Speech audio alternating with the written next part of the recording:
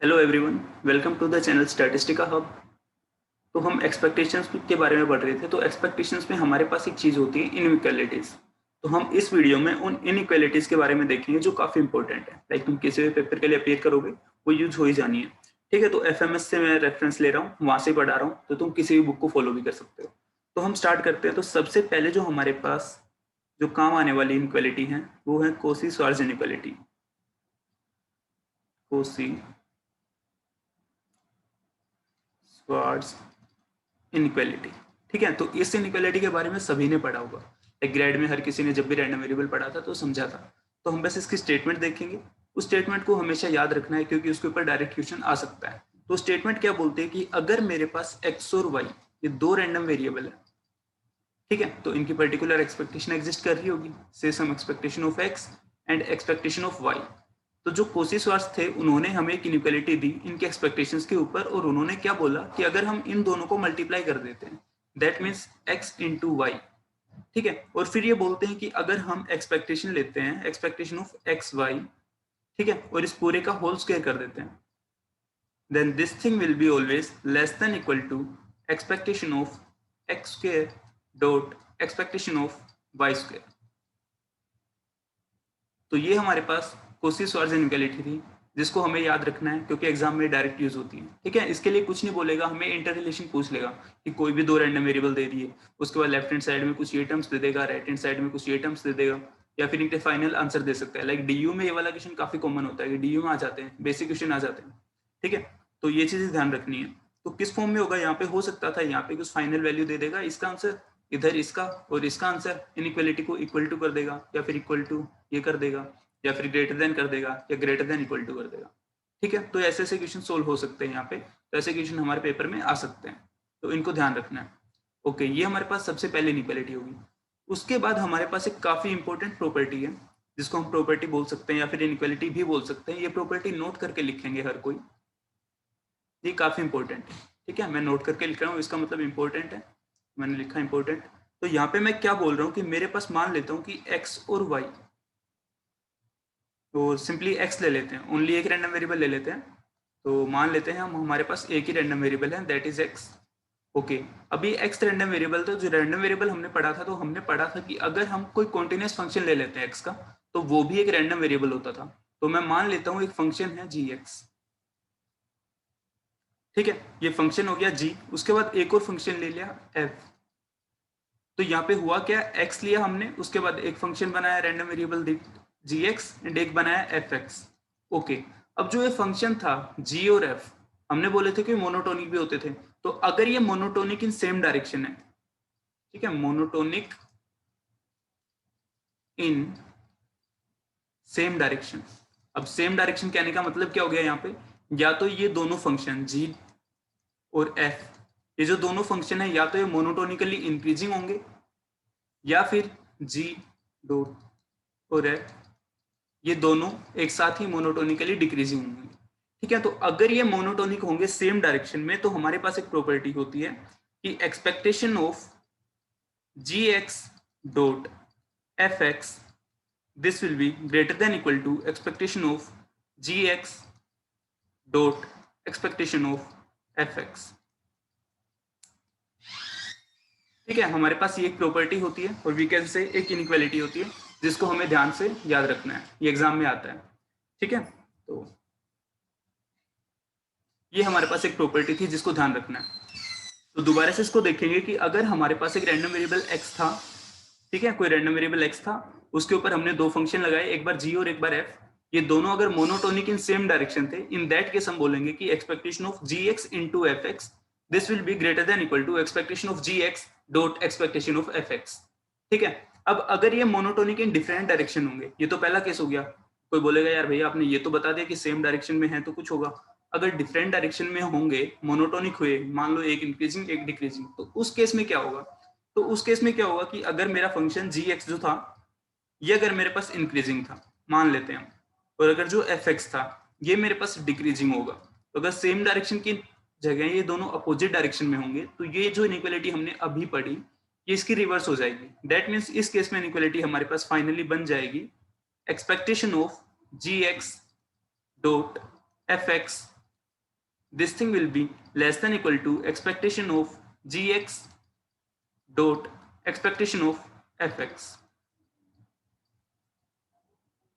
ठीक है, ये हमारे पास एक इनइक्वालिटी है जिसको याद रखना है। ओके, तो आई होप ये इनइक्वालिटी समझ में आई होगी। अब इससे रिलेटेड एक छोटा सा क्वेश्चन करके देख लेते हैं। तो मान लेते हैं हम, हमारे पास एक रैंडम वेरिएबल x था, ठीक है। उसके बाद कोई आके हमें बोलता है कि तुम मुझे expectation of 1/x dot log of x, इसके ऊपर बताओ कि इसके ऊपर 3-4 ऑप्शन दे देगा कि इससे greater than equal to expectation of 1/x dot expectation of log x, ऐसे ही less than equal to expectation of 1/x dot expectation of log x। ठीक है, इनसे आगे हम बात करेंगे नहीं, एक दो और ऑप्शन हो सकते हैं। तो अभी हमने एक चीज पढ़ी थी कि अगर हमारे पास कुछ ऐसी इनइक्वालिटी आ रखी है तो उनको सोल्व करने का क्या तरीका था। हम मोनोटोनिक फंक्शन देखेंगे कि कौन सा मोनोटोनिक फंक्शन किस फॉर्म में जा रहा होगा। तो यहाँ पे हमारे पास दो फंक्शन है, एक है fx और एक है gx।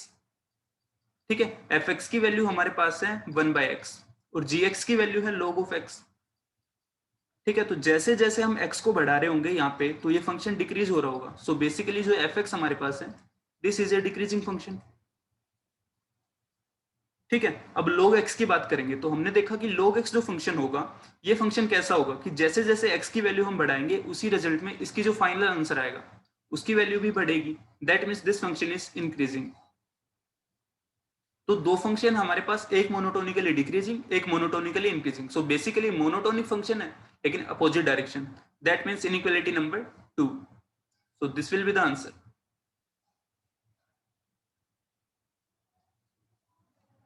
ठीक है, तो क्वेश्चंस कुछ इस फॉर्म में आ सकते हैं कि हमसे बोल देगा कुछ ये इनइक्वालिटी थी, तो इनइक्वालिटी बस अप्लाई करनी आनी चाहिए, बस इनइक्वालिटी याद होनी चाहिए। ठीक है, ये पता होना चाहिए कि फंक्शन मोनोटोनिक होगा नहीं होगा, कैसे होगा, किस फॉर्म में होगा, ये चीज हमें आनी चाहिए। ठीक है, तो ये हमने यहाँ पे दो इनइक्वालिटीज देखी। इसके बाद हम एक काफी इंपॉर्टेंट इनइक्वालिटी के ऊपर बात करेंगे जिसका नाम है जेनसेन्स इनइक्वालिटी। ठीक है, तो अगले पॉइंट के ऊपर मैं लिखता हूँ, से मैंने लिखा मेरे से पास। ठीक है, अब अगली इनइक्वालिटी हम पढ़ना स्टार्ट करते हैं। यहाँ पे हमारे पास काफी इंपॉर्टेंट इनइक्वालिटी है, जेनसेन्स इनइक्वालिटी। ठीक है, ये तुम्हें एफएमएस में मिल जाएगी। ठीक है, काफी इंपॉर्टेंट है। तो देखो एफएमएस में काफी चीजें लिख रखी हैं, बस पढ़ने पे डिपेंड करता है। अगर नहीं पढ़ा तो मिलेगी नहीं, पढ़ोगे तो मिलेगी। तो ये इनइक्वालिटी भी बुक में दे रखी है और काफी इंपॉर्टेंट इनइक्वालिटी है। तो इसको पढ़ने से तुम्हें पहले एक चीज पता होनी चाहिए फंक्शन के बारे में। ये बेसिकली फंक्शन के ऊपर रिलेटेड है कि हम किसी रैंडम वेरिएबल था उसका कोई फंक्शन बना दिया तो उसके ऊपर कैसे काम करेंगे। तो सबसे पहले बात, हमारे पास फंक्शन कोई दो फॉर्म में हो सकते थे। मान लेते हैं हमारे पास फंक्शन हो सकता है कॉन्वेक्स फंक्शन या फिर कॉनकेव फंक्शन। ठीक है, अब कॉन्वेक्स फंक्शन और कॉनकेव फंक्शन कौन से फंक्शन होते हैं ये चीज पता होनी चाहिए। तो मैथमेटिकल चीज है तो इसको देखो, समझने का तरीका क्या होता है या फिर क्या हमारे पास रूल होता है। तो अगर कोई फंक्शन था से एफ एक्स, ठीक है, मेरे पास कोई फंक्शन है एफ एक्स, यहाँ पे इस फंक्शन के कुछ मैं दो पॉइंट ले लेता हूँ x1 और x2। ठीक है, इससे मेरे पास फंक्शन कुछ ऐसे, यहाँ पे मतलब नंबर लाइन डिनोट कर रहा हूँ, x1 कुछ यहाँ पे था, x2 कुछ यहाँ पे था। ठीक है, उसके बाद मैं एक और चीज डिफाइन करता हूँ कि इन दोनों पॉइंट्स का मीन ले लेता हूँ। तो मीन आ गया x1 plus x2 divided by 2। ठीक है, स्टेप वन ये होगी, मान लेते हैं। ठीक है, उसके बाद हम क्या करेंगे, हम बेसिकली फंक्शन की वैल्यू निकालेंगे किन पॉइंट्स के ऊपर, एक बार इस पॉइंट के ऊपर, एक बार इस पॉइंट के ऊपर, एक बार इस पॉइंट के ऊपर। So F of x1 plus x2 divided by 2।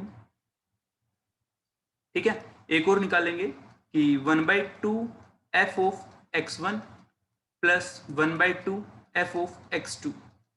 ठीक है, तो हमें फंक्शन की वैल्यू निकालनी है कहाँ पे, मेन पॉइंट के ऊपर और इन दोनों पॉइंट्स के ऊपर। तो एक साइड में मैंने लिखा फंक्शन की इनके मेन पॉइंट के ऊपर वैल्यू, दूसरी साइड में लिखा कि 1/2 F of x1 plus 1/2 F of x2। और अगर इन दोनों के बीच में इनइक्वालिटी कुछ ऐसी बनती है कि this one is less than equal to.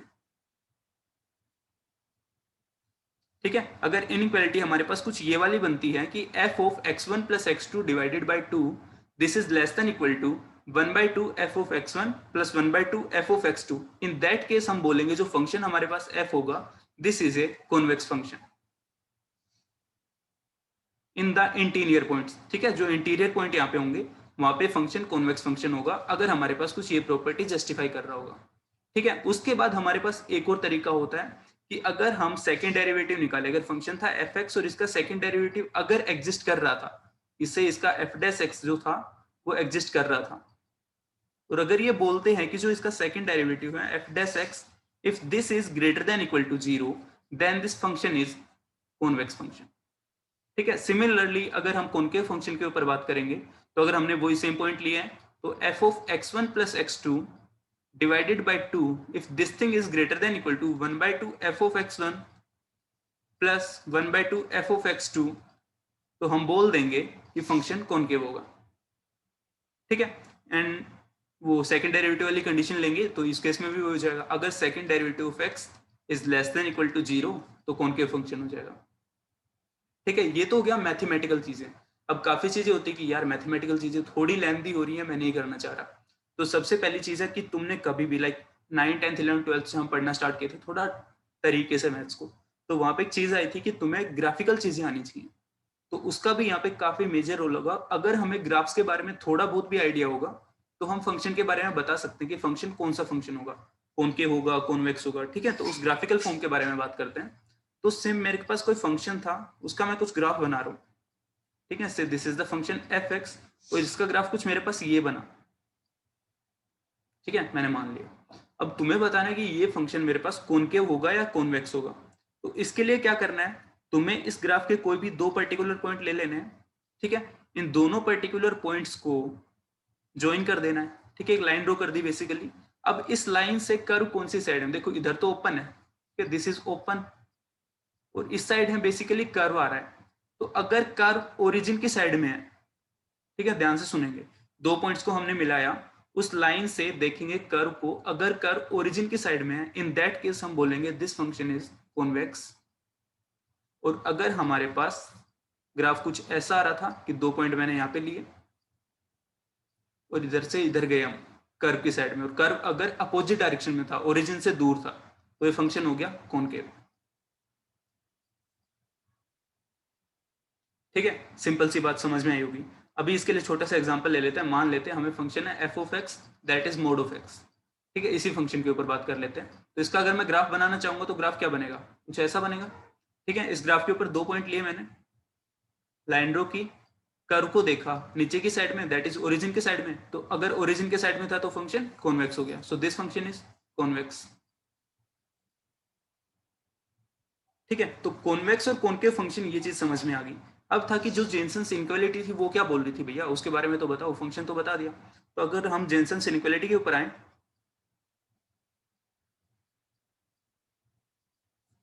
तो इन्होंने क्या बोला कि अगर मेरा जो फंक्शन था, एक रैंडम वेरिएबल एक्स मान लिया इन्होंने, ठीक है, this is a random variable. उसके बाद इन्होंने बोला g dot is a function that is continuous.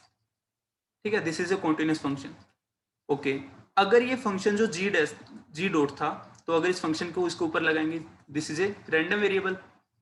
ठीक है, तो अगर जो जी डैश फंक्शन था, जी डॉट फंक्शन था, if this function is convex, in that case expectation of g of x, this will be greater than equal to g of expectation of x।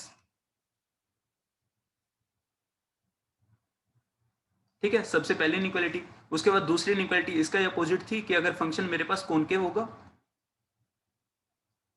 In that case expectation of g of x, this will be less than equal to g of expectation of x।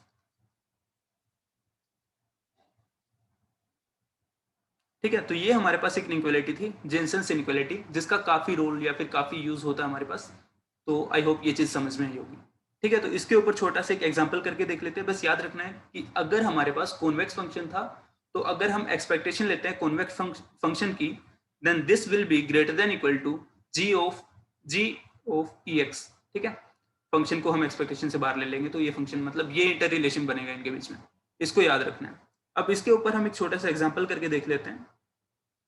Okay, तो वो पीछे वाला question ले लेते हैं कि अगर मेरे पास फंक्शन था कुछ मोड ऑफ एक्स।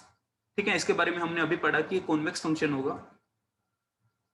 तो कॉन्वेक्स फंक्शन होगा, तो अगर तुम लिखोगे expectation of mod of X, then this thing will be greater than equal to mod of expectation of X. ठीक है, कैसे इसको समझ भी सकते हो कि हमारे पास 2 चीजें हैं यहाँ पे, एक है expectation of mod of x, एक है यहाँ पे एक्सपेक्टेशन ऑफ एक्स उसका मोड। ठीक है, तो जैसे हम मोड ऑफ एक्स लिखेंगे तो ये टर्म पॉजिटिव हो जाएगी। ठीक है, तो expectation of some positive terms, that means positive into probability function of that number. Okay, इसके लिए समेशन, तो ये भी पॉजिटिव ये भी पॉजिटिव, तो इन टर्म ये सारी ऐड होती जाएंगी, positive positive positive and so on, एक बड़ा पॉजिटिव नंबर आ जाएगा। ठीक है, पॉजिटिव पॉजिटिव लिख लेता हूं मैं। अब अगर मैं इसके ऊपर बात करूं तो यहाँ पे क्या हो रहा होगा, मेरे पास पहले इसको सोल्व करेंगे हम, एक्सपेक्टेशन ऑफ एक्स को। तो एक्स की वैल्यू नेगेटिव भी हो सकती थी, तो अगर नेगेटिव होंगी तो नेगेटिव, उसके लिए एफ ऑफ एक्स होगा, plus some positive F of X minus some negative और समथिंग लाइक दैट। ठीक है, तो यहाँ पे कुछ पॉजिटिव हो गई, कुछ नेगेटिव होंगे, तो इन सबको जो ओवरऑल हम करेंगे तो नेगेटिव भी आ सकता था या फिर पॉजिटिव भी आ सकता था। ठीक है, फिर इसका मोड ले रहा है, so this will B A positive number and this will also be A positive number. But eventually अगर हम देखेंगे तो ऊपर वाले केस में जो हम पॉजिटिव ले रहे थे वो बहुत ज्यादा हो रहा था, वहां पे नेग्लेक्ट जो चीजें थी वो नेग्लेक्ट कहीं पे हो ही नहीं रही थी। ठीक है, नेगोशिएशन था ही नहीं। इन दैट केस हम बोल सकते हैं कि ये चीज जो थी expectation of mod of X, this will be greater than equal to mod of expectation of X. ठीक है, तो ये चीज समझ में आई होगी। ये गया हमारे पास कॉन्वेक्स फंक्शन के ऊपर। एक और एग्जांपल ले लेते हैं कि अगर हम फंक्शन ले ले कॉनकेव। ठीक है, तो कॉनकेव फंक्शन ले लेते हैं। तो मेरे को पता है कि जो मेरे पास फंक्शन होता है log x, ठीक है, log x होता है कॉनकेव होता है, किस फॉर्म में, इसके ऊपर बात कर लेते हैं। तो जो log x होता है उसका ग्राफ क्या होगा हमारे पास, समथिंग लाइक दिस। ठीक है, तो कुछ ये होगा, तो इसके मैं 2 पॉइंट ले रहा हूं, ये मैंने 2 पॉइंट लिए यहाँ पे, इनको मिलाया, कर्व देखा, ओरिजिन कुछ यहाँ पे था, ये ओरिजिन से दूर जा रहे थे। ठीक है, that means this is A concave function. Okay, तो अब मैं लिखना चाहूं कि expectation of log of x, और एक बार लिखूं log of expectation of x, तो यहाँ पे ये वाली चीज लेस देन इक्वल टू ये वाली चीज होगा। ठीक है, तो ये हमारे पास था जेनसेंस इनइक्वालिटी। तो ये 2-3 चीजें हैं जो कुछ इनइक्वालिटीज हैं, इनको तुम्हें याद रखना पड़ेगा, ये काफी इंपॉर्टेंट है, हर एग्जाम में आते हैं। ठीक है, तो क्या क्या देखा हमने, कोसी स्वार्स देखा सबसे पहले, उसके बाद हमने देखा कि फंक्शन कौन से होता है, यस कॉन्वेक्स कॉनकेव क्या होते हैं। ठीक है, उसके बाद हमने देखी जेनसेंस इनइक्वालिटी। ओके, और इन सबसे पहले आई गेस यहाँ पे देखा था हमने मोनोटोनिक फंक्शन वाला केस। तो ये 4 चीजें हमने इस वीडियो के अंदर देखी, इसको तुम्हें याद रखना पड़ेगा, हर एग्जाम में ये यूज होंगी। और आई होप जो समझाया होगा वो समझ में आया होगा। सो इस वीडियो में यही तक था, आगे के लिए बने रहिए। Okay, thank you.